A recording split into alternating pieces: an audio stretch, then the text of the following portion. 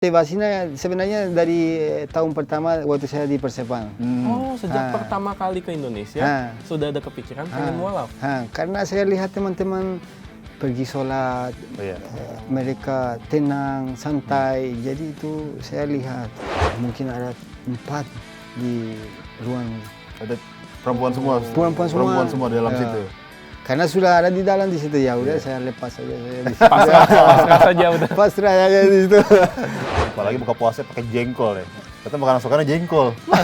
Jengkol? Iya, jengkol. Ya. Jengkol. Udah melokal. Jengkol disambelin, nasi goreng. Balado ya. Gili-gili main tarkam. Dia nggak mau main tarkam di Jakarta ya? Di Tangerang, Jakarta nggak mau dia. Kenapa tuh? Bukan nggak mau ya, tapi karena banyak pemain yang tidak dapatin atau yang rata-rata yang hidup dari tarkam, mereka main keras. Ya.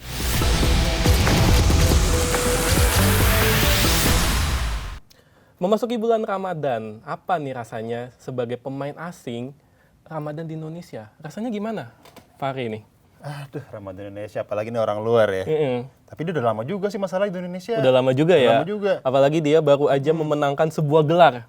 Gelar bergengsi. Udah pertama kalinya nih dalam karirnya dia. Pasti spesial banget ya? Spesial banget pasti. Ramadan kali ini dirayakan dengan spesial. Oleh karena itu kita undang saja langsung. Langsung saja. Silvio Escobar. Wih. Apa kabar, Bang? Alhamdulillah, bersyukur. Ya. Bersyukur. Gimana nih? Habis. Jawabannya bikin adem nih. Iya, alhamdulillah bersyukur ya. Alhamdulillah. Lanjut, Cara. Ini jawaban yang bikin adem dari sang juara. Asik. Liga Nusantara, Liga 3 ya. Rans Nusantara FC. Betul. Ini bagaimana menurut Bang Silvio Escobar gelar di Liga 3 ini? Kan banyak yang bilang ini kan cuma Liga 3, nggak bergengsi. Tapi menurut Bang Silvio Escobar ini gelar ini seperti apa? Terasa spesial atau enggak nih? Ya, buat saya ya rasa spesial ya. Seperti Bang bilang tadi, walaupun tim Liga 3 atau Liga Nusantara, buat kita sebagai pemain profesional ya kita pasti bangga. Seperti saya bilang sama teman-teman, saya sebelum datang ke Rans, saya mundur 1 langkah. Tapi ini dengan juara ini, insya Allah kita lompat 2 langkah ya. Ya. Jadi bagi saya sendiri ya saya rasa bersyukur ya bisa juara dan bisa promosi sama Rans Nusantara. Oke. Tak hanya juara, mencetak gol penting, krusial di babak semifinal dan babak final. Babak final. Ini Nah, itu kira-kira gimana? Apalagi ya bisa dibilang usianya sudah pengalaman. Pengalaman. Kayak bilang sudah lagi muda. Cuma nggak enak aja nih, Cor. Senior nih masalahnya nih. Di usia yang 39 tahun. Ya, hampir 40 ya, ini ya. 39 tahun. Nah, gimana tuh, Bang? Ya, seperti saya bilang ya tadi ya, saya rasa bersyukur dan bangga dengan diri saya sendiri ya, dan bisa bantu adik-adiknya di Rans Nusantara, apalagi di momen yang krusial semifinal, final, bisa saya ada kontribusi buat tim, biar kita bisa menggelar juara 1 ya. Dan walaupun di final itu mungkin ada sedikit tekanan juga karena kita dari awalnya kita memang fokus dan kita ada komitmen yang akan kita sampai final dan bisa juara ya. Alhamdulillah bisa tercapai tujuan kita. Alhamdulillah, dan ini yang menarik ya. Waktu momen adu penalti, perasaan maksudnya satu tim ini gimana? Apakah tegang banget, ada yang sampai gemeter atau gimana gitu? Karena kan adu penalti itu. Ya, pasti ada tekanan atau apalagi di final ya. Terus ada banyak anak muda yang baru mulai karirnya ya pasti ada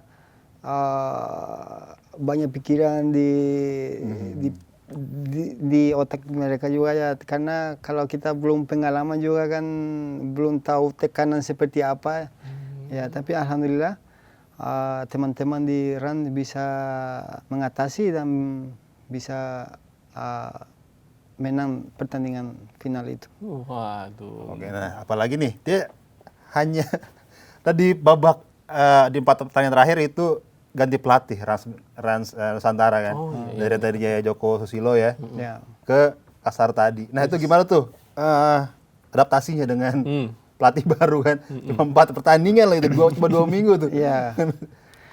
Kasar tadi.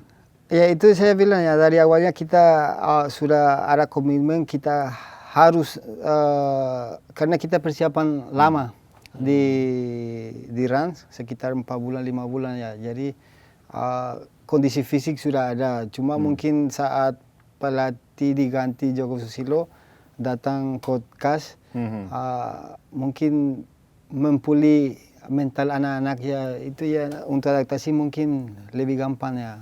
Karena kondisi fisiknya kita sudah cukup mumpuni. Ya. Sudah dibangun ya sebelumnya ya. Ya, mungkin dengan motivasi mental pemain dan kembali kepercayaan anak-anaknya. Jadi ada untuk semua kesempatan untuk bisa main ya. Mungkin itu yang anak-anaknya kembali bangun lagi itu motivasi. Perbedaannya apa antara kedua pelatih itu? Lebih enak mana? No, sama. Ini menjebak. Sama ya. Sama sebenarnya. Ya, cuma mungkin pergantian pelatih itu ada motivasi baru untuk anak-anak. Mereka pikir yang tidak pernah main, mungkin saya sama pelatih baru bisa main. Jadi dengan motivasi yang lain juga berkumpul semua ya, terangkat semua ya. Oh, jadi pas saat Coach Kasar tadi melatih, jadi banyak menit bermain ya? Iya. Ada banyak pemain yang belum pernah main, ada kesempatan waktu coach datang. Ya. Terbukti ya? Ya, terbukti. Bisa juara. Ya. Dan kalau udah juara, sama tangan dingin itu. Tangan dingin coach. Kan emang Kasar tapi kan tadi, ya kita harus lihat juga pekerjaannya pelatih pertama Joko Susilo Dia kan sudah bikin fondasi yang dari nol sampai pengisian grup ya. Tinggal 1 pertandingan untuk selesaikan. Saya pikir fondasi bagus yang Coach Susilo bikin. Cuma datang Coach Kas datang jalanin. Yang sudah ada dia tinggal jalanin. Jadi sinergi antara pelatih lama dan pelatih baru. Bukan di sebuah negara yang pelatih lama diganti, pelatih barunya pakai cara dia sendiri. Waduh, siapa Car? Tapi alhamdulillah datang Coach Kas yang dan bisa selesaikan dengan hasilnya positif ya. Mungkin kalau kita tidak hasil seperti kemarin ya, mungkin podcast bisa ada alasannya, bukan yang saya bikin ya, atau pasti ada alasannya. Tapi alhamdulillah dengan 2 pelatih yang selama 1 musim ini mereka pegang kita ya, saya bersyukur dan terima kasih sama dua-duanya ya. Bonusnya gede gak kira-kira? Ini nih bonusnya gimana nih? Bonusnya gede kan ini dari Raffi nih ya. Raffi Ahmad lagi. Ya kita bersyukur aja yang kita terima ya. Banyak berarti bersyukur ini. Dan juga kalau secara CV memang Bang Silvio Escobar ini luar biasa. Wah, panjang ya. Meskipun 15 tahun ya di sini ya? 12 tahun. 12 tahun. 12 tahun ya. Itu pertama kali ke Indonesia gimana ceritanya? Perjalanan panjang nih. Ya, perjalanan panjang ini. Sebenarnya sebelum saya ke Indonesia saya ada kontrak 2 tahun. Saya datang hari Minggu pagi, datang tengah-tengah kontrak di Paraguay, di Liga 2 di sana. 2 tahun di sana. Habis itu saya habis tengah tangan, saya balik ke tempat saya tinggal. Pas saya datang ke rumah, ditelepon kembali sama bos. Bos tim ya. Saya pikir ada apa ini? Dia bilang ke saya, kamu mau ke Indonesia nggak? Ya mau, saya bilang. Nggak pikir panjang. Padahal saya tidak tahu Indonesia di mana, seperti apa gitu, ya. Tapi saya, sebagai kita pemain profesional juga, kita mau karir di luar negeri. Padahal saya tidak tahu Indonesia seperti apa. Habis itu saya mungkin setelah satu jam saya telepon, saya bicara sama keluarga. Saya mau bilang tidak mau ke Indonesia. Tapi keluarga bilang tidak apa-apa kamu ke sana, kan ada tiket pulang pergi. Kalau memang tidak cocok kembali aja. Di situ saya berani. Akhirnya cocok. Sampai sekarang. Sampai sekarang ya. Dia pernah juga di tim gede, Cor. Oh iya, tim gede ya. Itu adalah Persija Jakarta dan sempat di Piala AFC ya. Piala AFC. Itu bagaimana? Karena kan di klub gede tekanannya ya. Tekanannya pasti tinggi banget. Apalagi pernah main di AFC Cup 3 kali ya, kalau nggak salah ya, 3 pertandingan. 3 pertandingan. 3 pertandingan. Gimana tuh? Ya pengalaman luar biasa karena kita tahu sendiri Persija tim besar di Indonesia ya. Tekanan besar sekali, tapi pengalaman luar biasa. Datang ke Persija itu bikin saya pengalaman luar biasa ya. Karena kamu di tim besar itu tidak bisa ada kesalahan sedikit pun. Kalau kita contoh ya, saya di Persero ya, saya di situ bisa main lepas karena supporter aja nggak banyak. Terus di Serui di Papua internetnya kurang ya. Jadi kalau karena netizen berarti ya nggak ada banyak ya. Tapi saya bersyukur juga sama Persero karena mereka buka pintu untuk saya bisa kerja di sana. Dari situ saya bisa datang ke Persija karena saya main seperti di rumah saya sendiri, percayaan saya full, dan datang ke Persija, tim besar, ada tekanan banyak, supporter banyak, netizen bisa cacing di sini ya. Jadi mentalnya down. Apa yang kita mau biasa kita bikin itu kalau kepercayaan kita hilang, selesai. Berarti sempat mengalami mental down di Persija ya. Saking saya mau cetak gol itu saking itunya. Makin susah. Karena menggantikan Simic sebenarnya di Persija. Waktu itu Simic. Kan dia bagus banget. Bagus banget waktu itu dia. Dia ada masalah di Australia kalau nggak salah waktu itu ya. Akhirnya Escobar yang menggantikan posisinya. Silvio Escobar. Tapi dia digantikan juga sama Simic lagi ya. Sama Simic lagi. Balik lagi Simicnya. Saya Simic kan sudah selesai kasusnya di sana. Nggak tahu saya kasus apa ya. Tidak mau juga ikut campur. Saya dipinjam ke Semarang. Ya, PSIS Semarang. Pindah ke Semarang mulai cetak gol lagi. Emang tekanan besar ya. Tim besar ya. Tim besar tekanan besar juga ya. Selain di Persija juga kabarnya sempat trial ya di Persib Bandung ya. Ya, itu di 2015 ya. Yang sebelumnya lagi bahkan. Sama Nur Jaman. Janur Jaman. Ya, datang ke sana ya sempat seleksi. Mungkin belum rezeki ya waktu itu ya. Padahal waktu seleksi bagus kan, cetak assist ya atau gol. Waktu itu kita main uji coba. Saya kasih 2 assist. Dua assist. Tapi kenapa nggak ada hal-hal yang di luar bola kan? Ya itu saya bilang mungkin belum rezeki untuk di sana. Hampir ya. Saya mungkin ada kita bisa bilang miskomunikasi sama agent atau gimana ya. Saya tidak tahu. Atau mungkin Persib mencarinya sosok yang lain mungkin ya. Ya mungkin. Kriterianya beda ya kriterianya ya. Dan tapi di Perseru-Serui meledak Silvio Escobar. Itu terbaik lah ya mungkin. Kalau dibilang tim inilah selama karir, kira-kira tim mana nih yang paling berkesan lah? Ya saya jujur ya di Perseru ya. Perseru ya. Karena dari Perseru bisa bikin buka banyak pintu buat saya. Karena karir saya di situ selama saya di sana, alhamdulillah saya kontribusi yang cukup bagus ya. Kalau kita bilang. 2 musim ya? 2 musim ya. 2 musim berturut-turut saya selamatkan mereka dari zona degradasi ya. Mungkin kalau masih ada nggak dijual lisensinya, mungkin masih di Perseru-Serui kali ya. Mungkin sudah jadi ya patung saya di sana. Perseru udah ada patungnya dia. Di stadion ya, stadion Perseru-Serui. Ada beli Badak Lampung ya kalau nggak salah. Perseru ya. Perseru-Serui satu pulau kecil ya. Nggak maksudnya ganti nama jadi. Jadi Badan Lampung ya. Dia Badak Lampung. Badan Lampung ya. Iya betul. Kalau sekarang kalau nggak salah Liga 4 ya. Oh Liga 4 ya? Ya, Oh iya. sudah di bawah. Ya. Tapi yang menariknya adalah ini perjalanan karirnya lumayan ini ya. Awalnya kan di Madura ya. Di Madura, Di Persepam Madura ya. Terus juga kira ke Bandung, sempat ke Jakarta juga, meledaknya di Serui.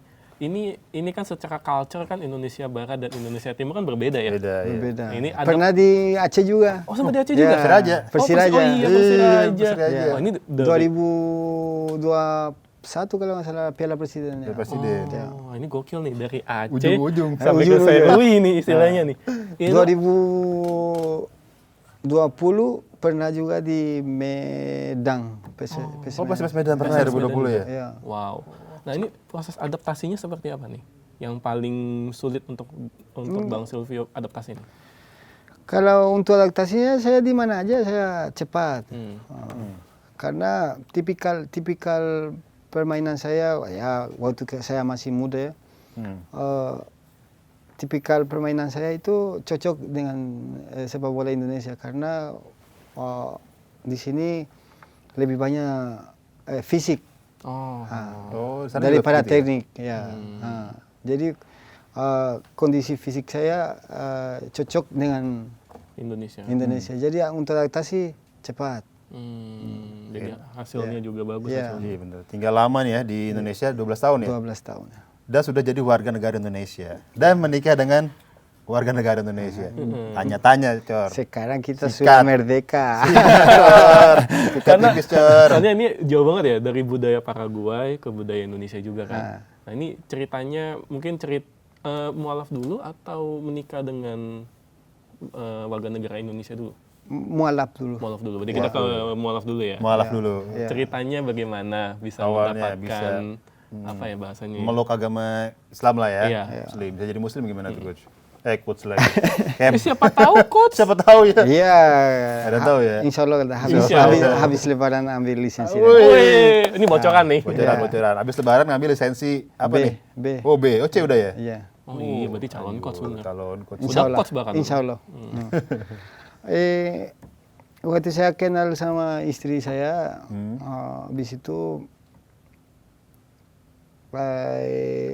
hari Jumat kalau nggak salah pagi, saya ambil keputusan sendiri saya mau sunat. Sunat. Untuk motivasi motivasinya sebenarnya dari tahun pertama waktu saya di Persepam. Oh, sejak pertama kali ke Indonesia sudah ada kepikiran pengen mualaf. Karena saya lihat teman-teman waktu itu saya masih nakal ya. Aduh. Wajar lah. Jadi saya lihat teman-teman pergi sholat, mereka tenang, santai. Jadi itu saya lihat. Saya tanya sama teman, sama asisten pelatih waktu itu di Madura. Sebenarnya waktu itu sudah mau saya jadi mualaf, tapi saya takut karena bahasa saya juga belum bagus. Ya. Mungkin saya waktu itu saya salah paham penjelasan teman. Jadi waktu itu dia bilang harus potong ya. Begitu bikin saya takut ya. Nggak jadi waktu itu.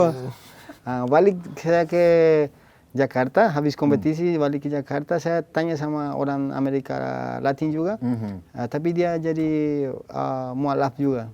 Saya tanya, dia jelasin karena satu bahasa tuh, di situ baru saya berani. Habis itu saya ambil keputusan sendiri, saya pergi ke klinik. Oh, jadi sunat dulu, baru mau mualaf? Atau gimana? Ya, sunat dulu. Oh, harus sunat dulu ya? Ya, sunat dulu. Itu gimana rasanya? Masuk di klinik, semua suster. Wah, gimana tuh semua suster itu? Mungkin ada 4 di ruang itu. Ada perempuan semua? Perempuan semua di dalam situ? Untuk mundur, susah. Karena sudah ada di dalam di situ, ya udah saya lepas saja saya di situ. Pasrah saja udah. Pasrah aja di situ. Tapi saya nggak Proses pemulihan. Pemulihannya lama gak? Lama pemulihan lama. Masih lama ya? Ya, sekitar 1 bulan. Oh, 1 bulan. Ya. Beda soalnya, bentuknya juga udah beda. Oh iya. Paham. Ya. Pasti ketarik. Tapi kalau sekarang kan kalau sunatnya sudah tidak kelihatan jahitan. Iya, kalau saya laser masih ya. jahitan. Oh, masih jahit? Masih jahit. Mungkin karena beda kali ukurannya, jadi jahit kali. Laser ya atau?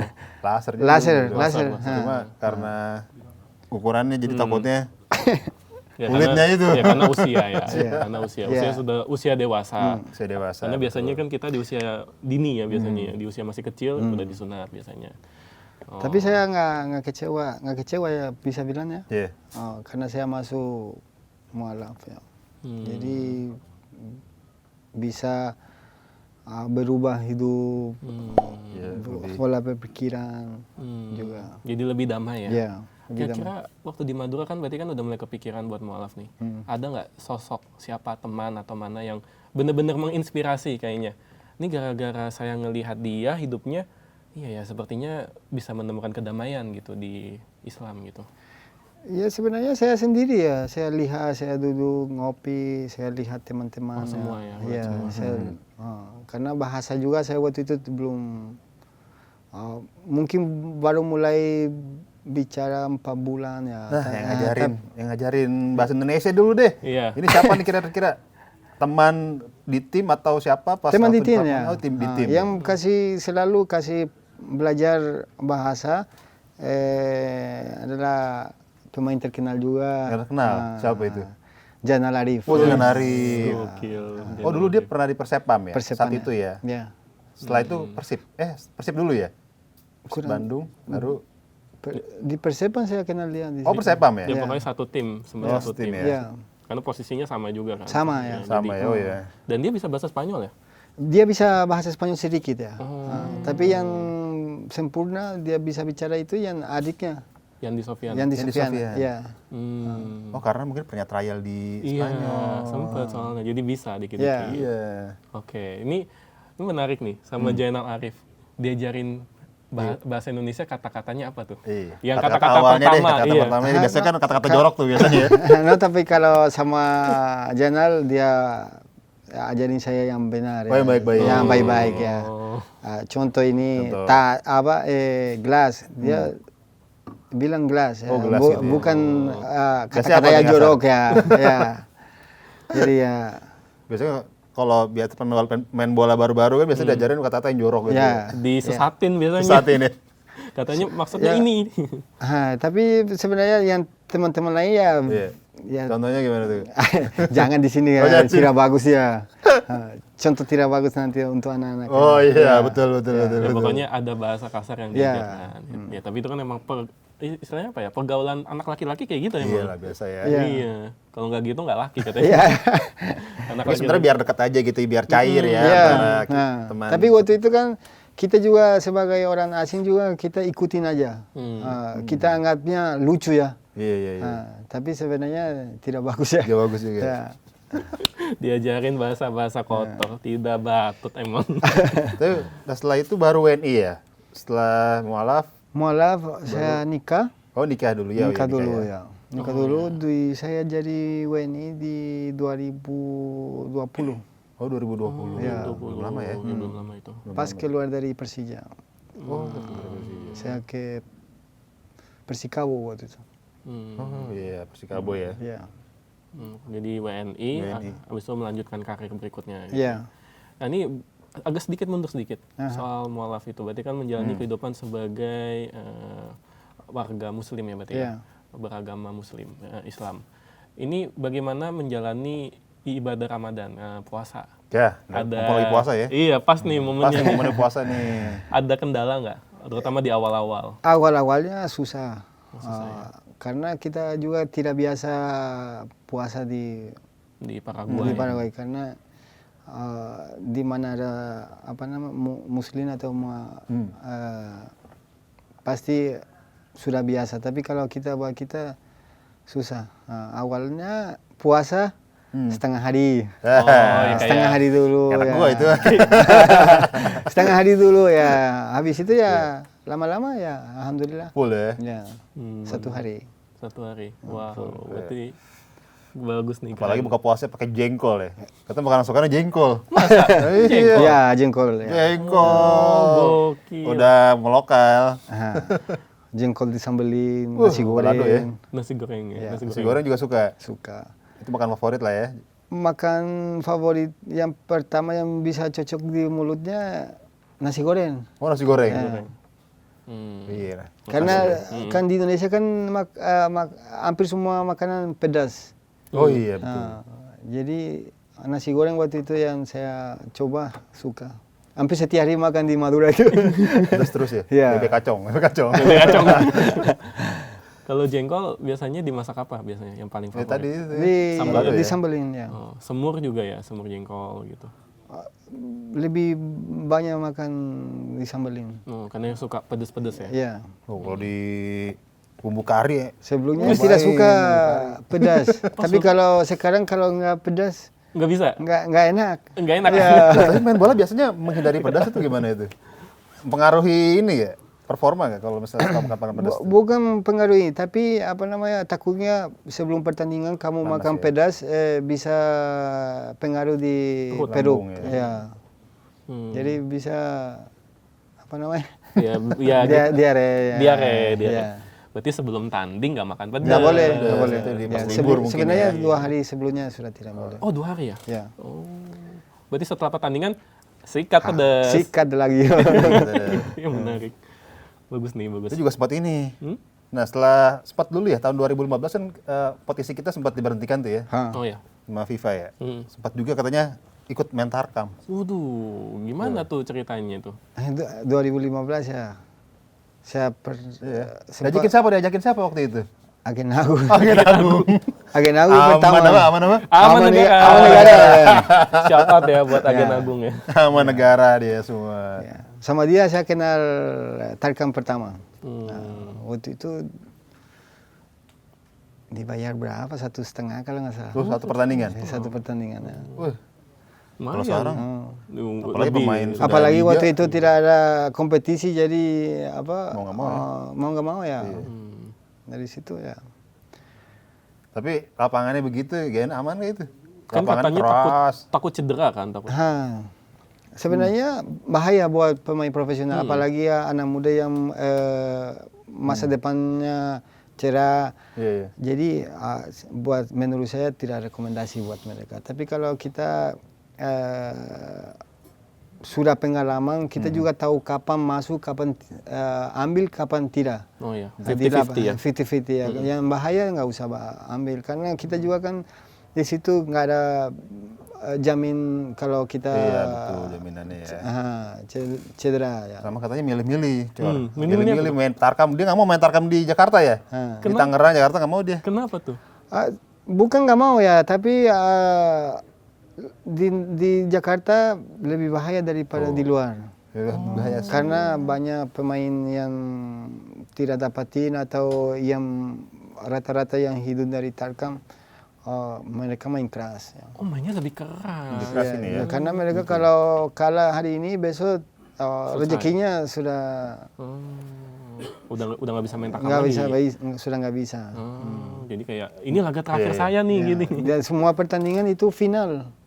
Karena dari pertandingan pertama sampai final itu harus menang terus ya. Harus menang. Kalau kalah satu kali gugur. Gugur anjir. Mainnya keras banget ya. Tapi bakalan lanjut terus nggak sih nanti setelah misalnya kalau misalnya ada? Tapi ya di Indonesia, di Jakarta, apalagi di Jakarta banyak tarkan ya. Di mana ada lahan kosong itu pasti ada tarkan. Iya. Di Tangerang pun. Iya. Ciputat juga. Ada juga di situ. Ada juga ya. Ini sebelum lupa nih, tadi ngomongin soal main keras.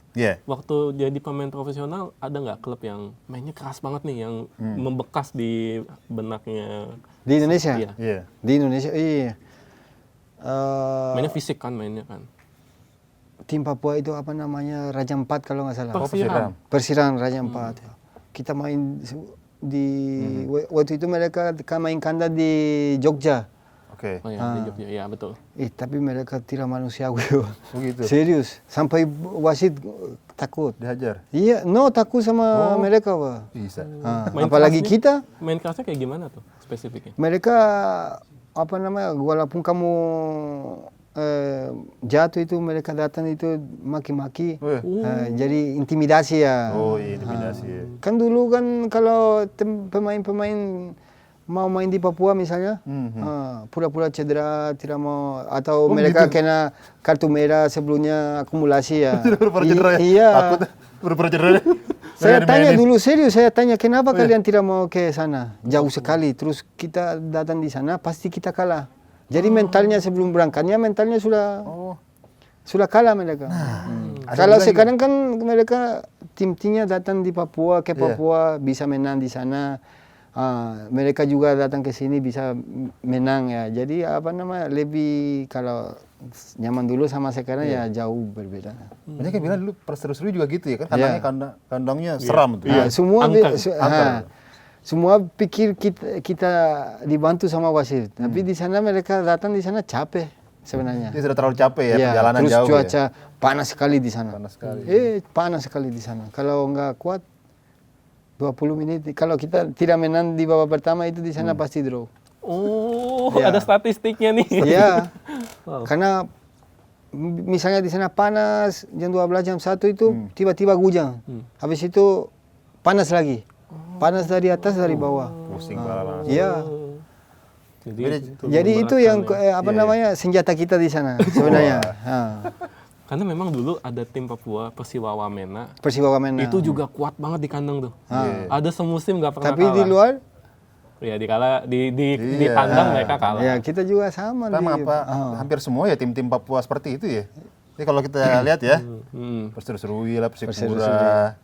Mereka Siram. Kalau di kandang mereka kuat kan? Persipura ya. Mungkin terlalu capek kali itu perjalanan jauh ya. Persipura, Perseru, Wamena. Sama Wamena kan mainnya kan di di daerah pegunungan kan. Jadi oksigen tuh tipis oksigen. Katanya di sana oksigennya tipis ya, tapi saya nggak pernah di sana. Belum sempat ya di stadion pendidikan. Tuh tapi di Serui itu panas sekali. Sampai Persipura datang ke kandang kita itu mereka tidak. Ada orang sana sendiri ya? Bawa sendiri nggak kuat ya? Nah sempat ada nih di Persela Lamongan ya, sempat pernah cedera parah ya? Leher itu ya? Sempat sadarkan diri. Nah itu bisa ceritain nggak tuh, Bang? Waktu kita main sama lawan Perseka Tegal kalau nggak salah. Perseka Tegal di Liga 2 itu ya? Di Liga 2 Liga 2 ya? Itu 2023. Belum lama ya? Baru dong betul? Ya baru. Ya. Saya pikir ya kita tidak tahu ya dia sengaja atau tidak sengaja ya. Yang penting kan ada kejadian di situ dia minta maaf juga ya. Tapi gara-gara itu jadi trauma nggak untuk duel udara berikutnya yang 50-50 gitu? Ya kalau kita sudah lama juga di dalam sepak bola ya sudah biasa ya. Mungkin 1 pertandingan, 2 pertandingan ada sedikit trauma, tapi habis itu hilang. Nah nih sekarang umurnya udah mau menginjak 40 nih, kira-kira ada gak sih yang ditakutin? Apalagi sudah mau pensiun atau apa gitu, atau cedera lagi, atau udah 40 tahun nih udahlah kita nggak usah mainnya, nggak usah main keras lah gitu, atau gimana tuh gue? No, di mana kita kerja itu kita harus kerja 100% ya. Nggak ada, sebenarnya kita nggak perlu kita takut. Karena seperti saya bilang ya, sama keluarga juga saya bilang rezekinya sudah ada yang atur ya. Tapi badan masih bisa kompromi nih untuk main? Insya Allah. Apalagi di Liga 2 masih terus di Rans ya? Lanjut? Atau belum ada? Belum tahu ya. Belum tahu ya? Ini tergantung manajer ini. Tergantung manajer ya. Nah ini kita udah sampai di pertanyaan terakhir nih. Ya. Pertanyaan terakhir, ini dari lu 1, dari gue 1. Lu aja deh. Dari gue dulu ya. Dari gue dulu. Di usia 39 tahun, gelar udah didapat di Rans akhirnya, meraih gelar juara. Satu-satunya gelar juga kan di Indonesia kan. Apalagi yang mau dikejar oleh Bang Silvio Escobar nih di sepak bola Indonesia? Apa mungkin jadi pelatih mungkin? Ya, seperti saya selalu bersyukur apa saya dapatkan ya. Mungkin kalau setelah saya pensiun ya insya Allah saya bisa jadi pelatih. Impian saya sebenarnya di Indonesia mau jadi pelatih fisik ya. Karena saya lihat di Indonesia jarang pelatih fisik, tidak banyak seperti yang pelatih kepala ya. Jadi pelatih fisik yang juga punya kemampuan sebagai pelatih kepala juga ya. Oke nih, sekarang gua terakhir nih, nih. Nah, ketika nama Silvio Escobar nih disebut, kira-kira apa sih yang pengen dikenang sebagai apa gitu Silvio Escobar di Indonesia? Di Indonesia gitu. Ketika menyebut nama Silvio Escobar, gue mau si ini, Escobar nih dulu. Striker tajam Indonesia. Atau legenda Liga Indonesia. Gitu. Sebenarnya saya orang bisa pikir legend atau tajam atau apa, tapi saya dengan saya sendiri saya pikir walaupun saya sudah punya nama di Indonesia, bersyukur, terima kasih banyak juga buat Liga Indonesia juga, sepak bola Indonesia kasih saya banyak ya di sini ya. Tapi saya walaupun saya kayak gitu, saya tetap rendah hati ya. Orang biasa saya jalanin hidupnya normal ya. Jadi mungkin dari saya sama anak-anak juga di Indonesia ya, saya pesan buat mereka juga. Selama kamu ada sukses ya, jangan pernah kepala besar atau sombong ya. Tetap rendah hati dan harus punya target atau impiannya di mana kamu mau sampai dan kejar itu. Jangan cepat puas. Jangan cepat puas ya. Sebuah motivasi hidup dari sosok yang sukses tapi rendah hati. Makanya saya sampai dari kampung halaman saya di Paraguay, saya bisa datang ke Indonesia ya. Jadi saya kejar impian saya ya, target saya. Itu saya dulu bilang sebelum saya berangkat ke Indonesia, saya bilang sama orang tua, Ibu saya ke Indonesia, tapi sebelum saya sukses saya tidak bakal kembali. Wah, ini itu saya prinsip ini. Jadi saya nggak takut tantangannya ada di depannya. Suka tantangan ya. Ya. Seperti pelatih mana gitu suka tantangan. Iya, kalau filosofi ya orang Makassar bilang jangan balik ke pantai sebelum jangan lupa gue, pokoknya jangan intinya itulah. Ya itulah. Pernah ingat ya, beli perahu ya. Kalau jangan apa sih? Istilahnya layar itu. Berlayar. Sebelum layar terkembang jangan surut pantai gitu lah istilahnya lah. Intinya jangan pulang dulu sebelum sukses ya. Iya, intinya sih itu sih. Kalau filosofi Damkar, pantang pulang sebelum padam. Kita tutup aja. Ini luar biasa banget. Silvio Escobar, sosok yang luar biasa. Semoga puasanya lancar ya. Amin. Puasanya lancar dan juga semoga ceritanya bisa menginspirasi anak-anak muda Indonesia. Amin. Sesukses Silvio Escobar. Terima kasih sudah datang. Terima kasih banyak. Akhir kata, gue Fahri dan Silvio Escobar cabut. Bye-bye. Sampai jumpa di episode berikutnya. Gue Fahri Lucoro. Bye-bye.